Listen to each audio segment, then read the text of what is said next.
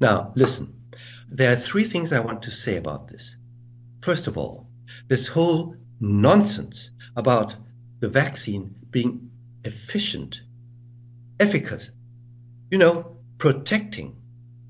How can that be? How can you guys believe this sort of thing?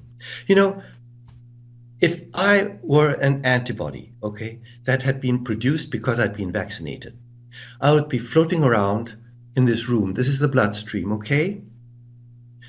Now, where does this virus come? It comes through the front door. It doesn't come into the blood. It goes into the lung and enters the lung cell, all right?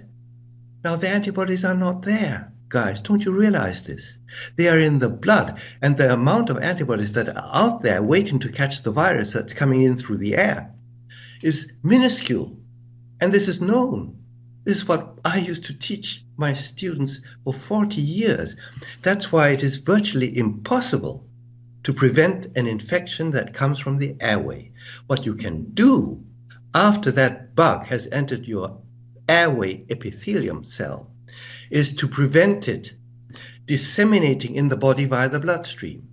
This is what, for instance, the vaccination against pneumococci or meningococci aims at, to prevent the dissemination in the blood.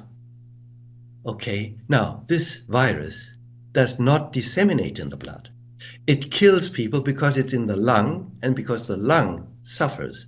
All right, so how can anyone think that by vaccinating oneself, one can be protected against infection of the lung? This is completely naive, completely.